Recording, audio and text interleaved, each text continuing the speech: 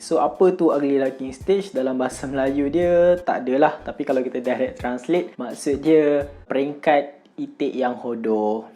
Jadi siapa yang tak pernah dengar cerita ugly duckling ni, ialah dia cerita pasal seekor itik lah yang menetas, tapi bila dia menetas, rupa dia tak sama macam adik-beradik dia. So orang consider dia buruk lah. Anak itik yang lain warna kuning, dia warna gelap, kaki dia lain. So orang kata dia hodoh. Dia pun melarikan diri lah sebab dia dihina. Satu hari dia kembali, dia adalah seekor swan yang cantik, putih melepak. Jadi barulah tahu rupanya kenapa dia lain daripada orang lain, sebab dia bukan itik, dia adalah swan. Jadi sebab itulah dalam pergigian ni ada satu term kita panggil sebagai ugly duckling stage lah, ataupun kita panggil sebagai broadband phenomenon. Fenomena ni berlaku pada semua orang, termasuk korang juga waktu kecil dululah. Jadi dia berlaku pada usia sekitar 7 hingga 10 tahun lah, di mana pada ketika ni gigi taring yang kekal akan mula tumbuh. Seperti yang kita tahu, gigi ni ada jadual pertumbuhan lah. So gigi ni bukan tumbuh secara random.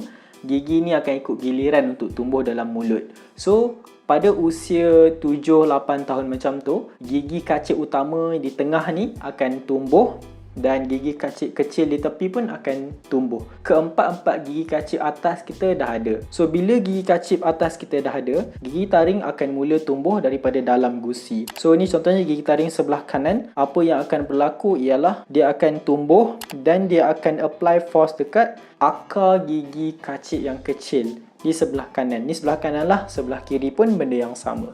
Gigi kacip ni secara semula jadi akan bergerak, dia akan sengit sebab force yang dia apply oleh gigi taring yang sedang tumbuh ni lah, ataupun sedang irap ni. That's why lah kanak-kanak pada usia 8 ke 9 tahun ni, ataupun 9 ke 10 tahun ni, akan ada gigi kacip dia akan diastema, ataupun ada ruang di antara gigi kacip dia, sebab gigi taring dia apply force dekat akar gigi kacip dia, menyebabkan gigi kacip dia terpisah antara satu sama lain.